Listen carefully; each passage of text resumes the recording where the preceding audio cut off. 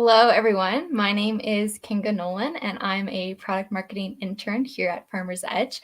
And this afternoon, I'm joined again by the wonderful Cheryl McLaurin, Territory Sales Agronomist for the Southern Plains area. Hi, Cheryl. How are you doing today?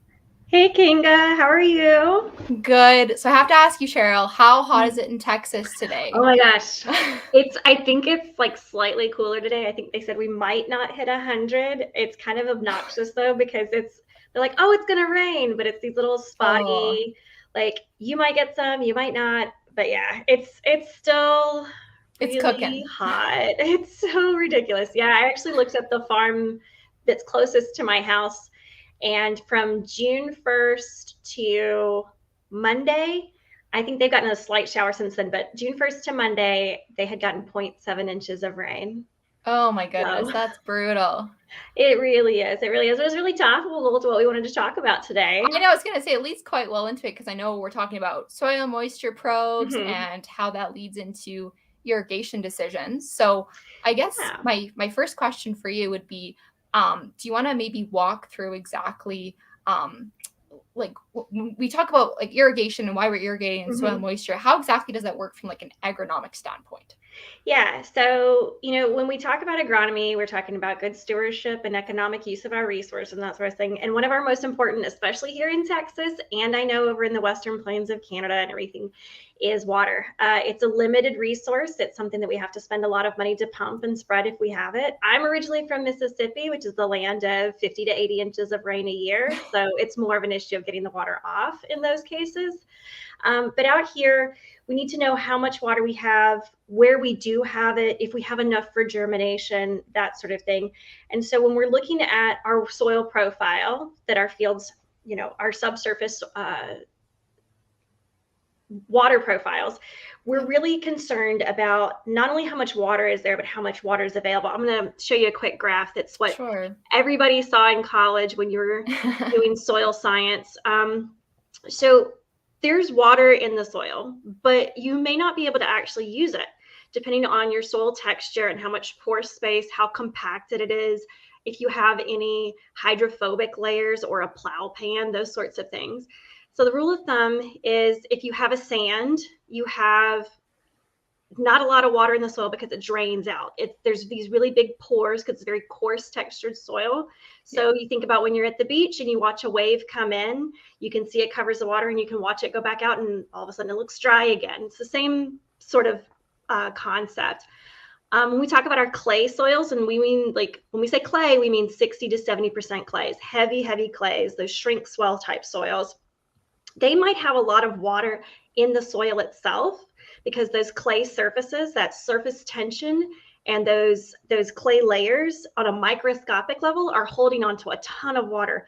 But those chemical bonds, those electrical bonds between the clay surface and the water molecules are so tight that our plant can't get to it. So we might have a lot of water, like this is the whole amount of water we have in that water profile, but you can only get to this amount. So when we talk about good farming soil, we're typically talking about a silt loam or a clay loam. So we have a lot of water and we can get to about 50% of it, which is good because it not only, when we have an application of water, it doesn't drain away super fast, but it also Mhm. doesn't sit and we can't, we're either drowning or we can't get to it, kind of thing. So that's what we're trying to measure, is this available water when we're talking about soil moisture sensors. We're not talking about the full amount of water that's in the soil, but how much that we can actually utilize. So yeah. And then when we do our soil moisture sensors for Farmer's Edge, we're using an AquaCheck either 24 or 40-inch probe. And I'll show you kind of real quick where how we kind of put those in and make those decisions. There it is. And oh, is my slide showing? Yep. Okay, perfect. So we want to know how much water is down there. Like I said, for germination, for crop yield potentials, which fields do we need to get to first when we're talking about pumping water to a pivot, those sorts of things. And we made the really hard decision of, I don't think we should put anything else on this field because there's no water left. We're not going to get any more water, especially if you're in a dry land situation. So maybe we don't want to spend the money to put a fungicide application out. Maybe we should just say, okay, this is as much as we're going to get from this. We're always talking about that return on investment and how to do things economically. So when we are looking at our probes, whoop, goodness, it's not moving. Oh. Let me see something real quick.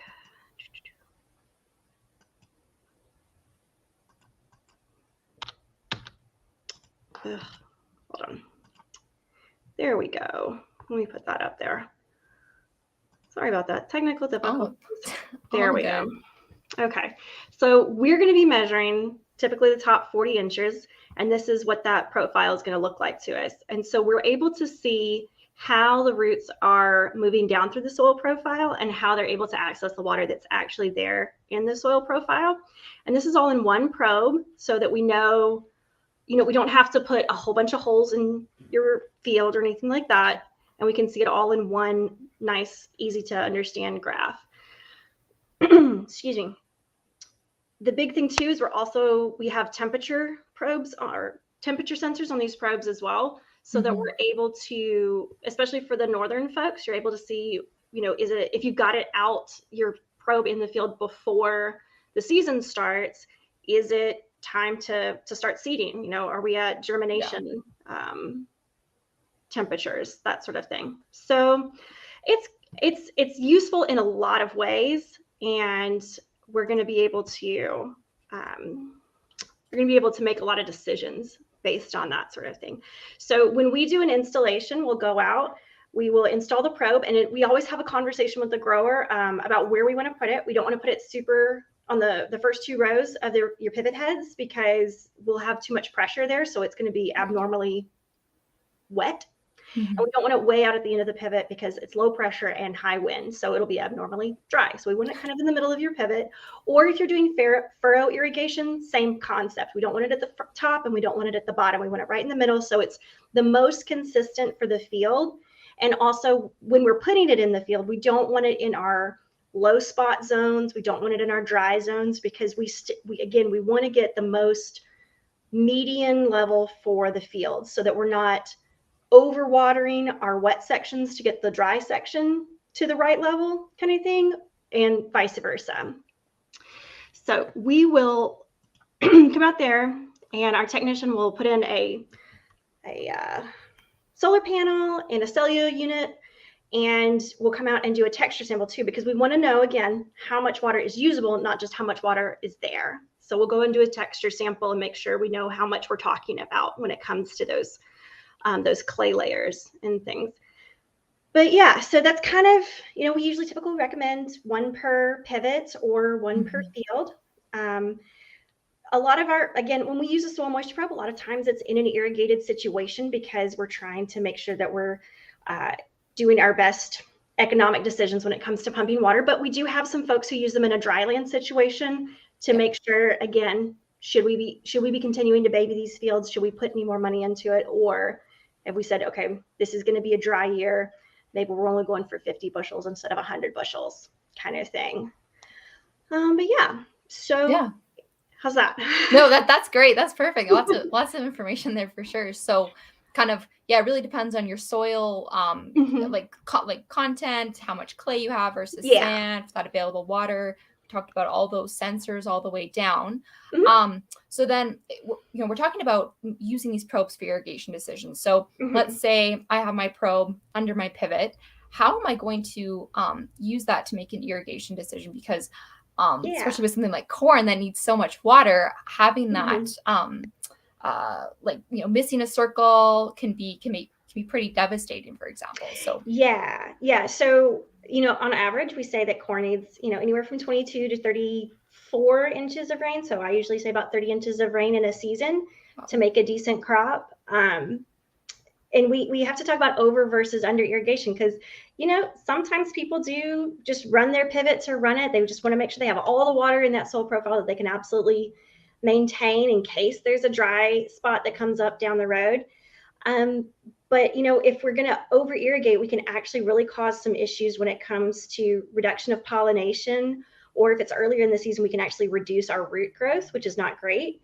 And that's a pretty severe instance of over irrigation. But we could even just, if we're watering too much, we can actually water our fertilizer below the level where our roots are growing too. So it's not being utilized. And, if we get another good rain after that, it just continues to be pushed down. And then we can get into denitrification situations if we've got a saturated soil for more than a couple of days.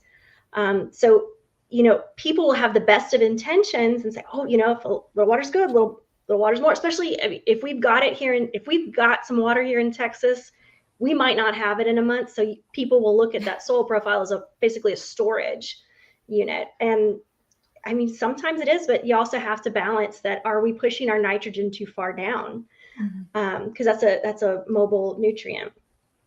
But on the other hand, if we want to make sure that we're getting enough water out, I believe it was Michigan State came out with a study a few years ago that for every day of drought stress, you're losing 3 to 9% of your yield potential in that field. And that does vary from region to region and variety to variety, of course. A lot of folks who are in dryland cotton, that may not make a big difference. 3% of 100 bushels is not that much, but 3% of a 250 bushel, especially this year with corn prices like they are, that can be a huge loss. So that's up for sure. Yeah, I mean, in a really, really conservative estimate of a 4% loss, if you have 4 days of drought stress on a 230 bushel potential, and say corn's $6 a bushel, which it is today. I think I thought it was $6.30 or $6.25. Wow. That's $220 an acre that you've lost. Wow. And if you think about a whole pivot's 132 acres if it's a 160 acre square, and that's $29,000 on one field.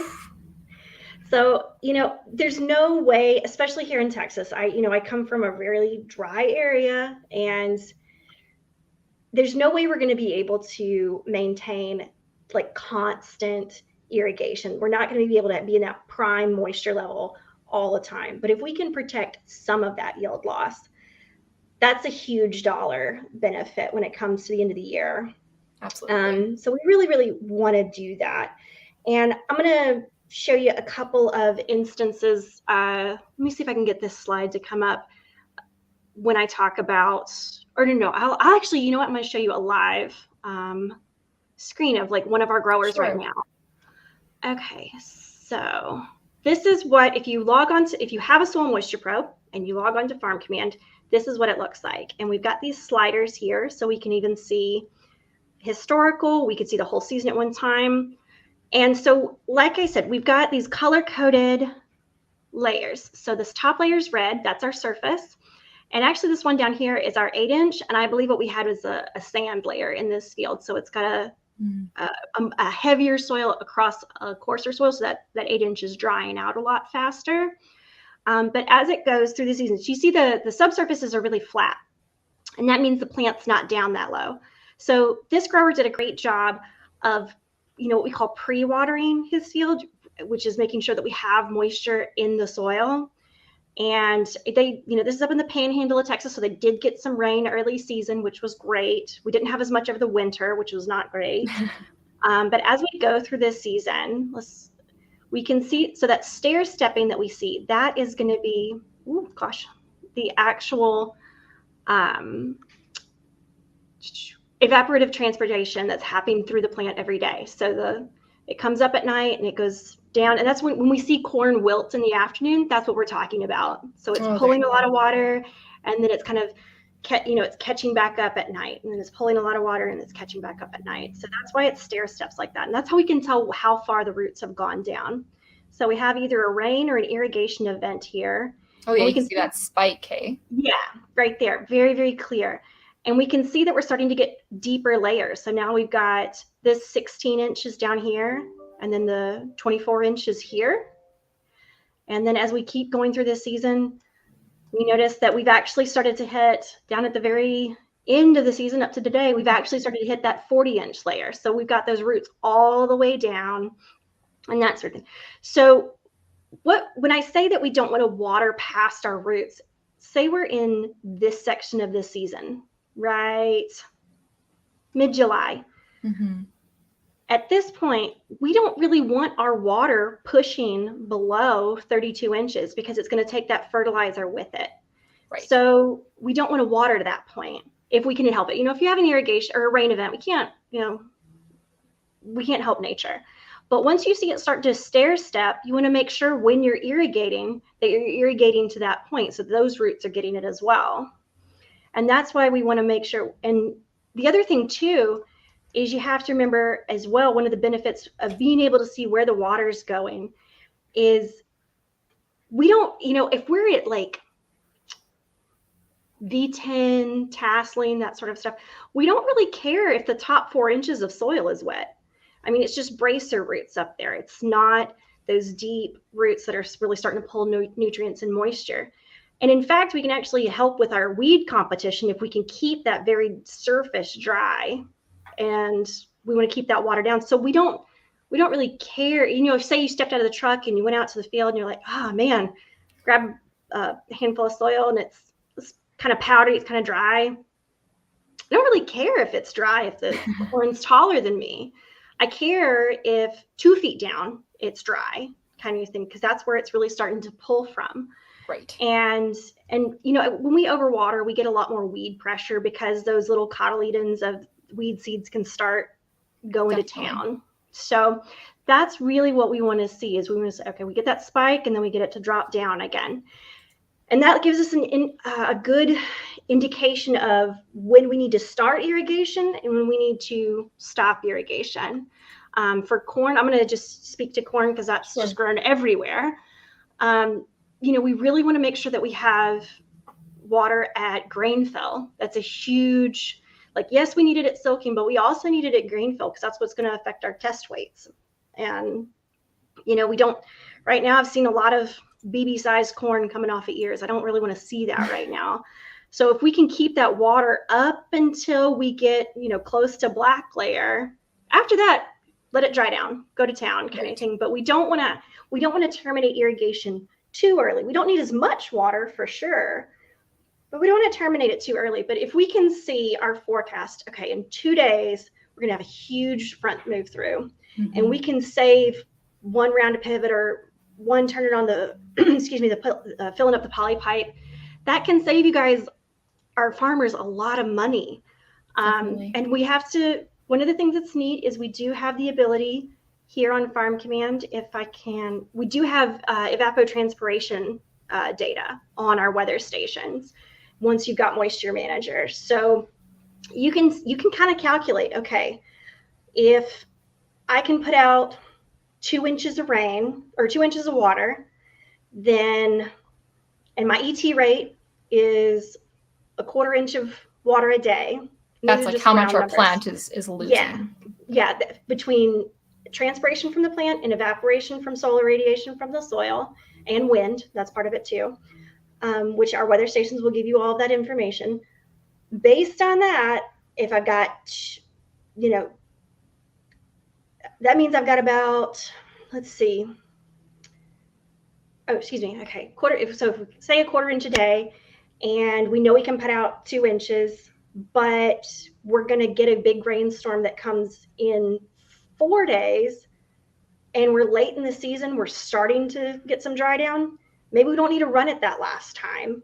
Yeah. Or maybe, exactly. Or maybe we can, if you've got some limited resources on your wells, maybe it's more important to get this pivot versus that pivot kind of thing. Because we don't want to get, plants shut down too early because then, we're not doing any more grain fill. That's it kind of thing. And then just say, okay, so we said 30 inches of rain a year in corn. If you can skip 3 or 4 runs of the pivot and then reduce 6 inches. So I looked up, and this is from January from West Texas A&M. So I'm sure these numbers are actually a little low because this is not labor prices. This is just fuel and estimated maintenance on your machines. It's $7.66 an acre per acre inch of water. So if you can save 6 inches over the season, that's basically $6,070 that you can save. Wow. Now, our soil moisture probes are $800. So that return on investment there. Yeah, that ROI makes sense to me, not even counting protecting your yield loss. And that, like I said, that doesn't include labor, and that fuel price is probably a little low because that was released back in January or February. So, it's one of those things of people will be like, I don't know. I don't know if I'll see much use for it. But I saw an interview with a young man that had come out from Mississippi State, and he had talked about how he was able to. Mississippi had a very wet year last year, and between the soil moisture probes telling him exactly what was in the subsurface and how wet their start to the season was, he didn't turn his irrigation on all year. And wow, I mean, a couple of well-timed tropical storms in the coastal bend of Texas means there's your water. You're good to go. If you can keep it, if you've got it there and you've got some good infiltration and you can watch it on the soil moisture meter, like, okay, now we're getting into, we don't want to get too permanent wilting point, but we're getting kind of close. We definitely need to do some refills. And again, when we talk about trying to identify exactly where we need water, I've had conversations with growers where we've got a pivot that, we can see that the corn is still pulling water from, say, the 24-inch or the 36-inch mark. But when he runs his irrigation, he's only seeing a peak down to about 16 inches. He's not able to slow it down enough to get a nice infiltration rate, whatever happens. So what we ended up doing was like, okay, every time you run your irrigation, we'll run it twice all the way around, force that water down deeper. And then he didn't have to irrigate as often because we don't really care if it's staying right up at the surface. We care that it's down where the roots are, where the deep roots are, because that's what's going to keep us through the heat of July and August down here. And then, like I said, we do have people who are like, you can attack it from a couple of different views of thought. When do I need to turn my irrigation off, or when do I not need to run my irrigation, kind of thing. So, and again, we do have some folks who use it in dry land. It's just not as common, but it's one of those things that more monitoring is never been shown to reduce to have been a loss when it comes to your return on investment, because again, protecting that yield loss, making sure we're not running our irrigation excessively, we're running it when we need it to, the right way, kind of thing.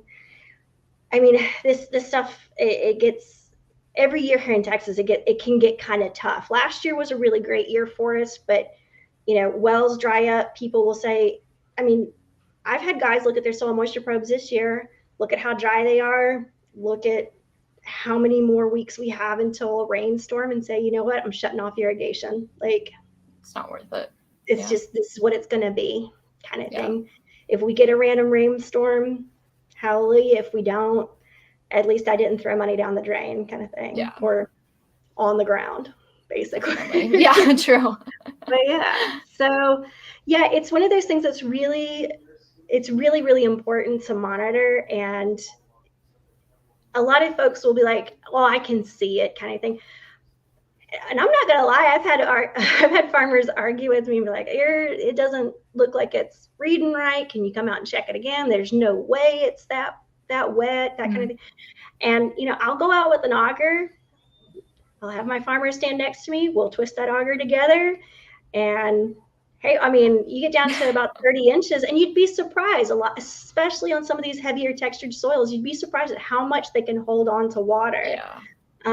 You'll get down there and it's still a good 60 or so, you can still ribbon that clay. It's still a good 60 or 70% available water capacity. And, they're like, oh, well, all right, sure. I guess so. Yeah. Nobody's ever going to say they were wrong, but it's just, Okay. No. Kind of Yeah, thing. they're pretty accurate, which is fantastic to see, and Yeah, I think it's it's nice to know you really, can, like, rely on it that you're getting, like, yes. accurate data, right? Yes. And the good thing too is with our probes, they're installed and removed by our technicians. They're Yep. set up by our technicians. Myself and our technician will work together to make sure that they're calibrated.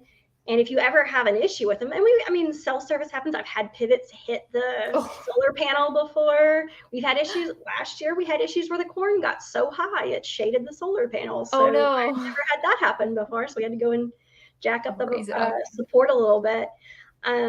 So yeah, we're there monitoring these things. I always check my probes, a couple weeks after installation. I always try to make sure whenever there's a big rain, I'm checking because it Mhm. will, it'll go into full saturation mode and then back. We want to make sure that nothing.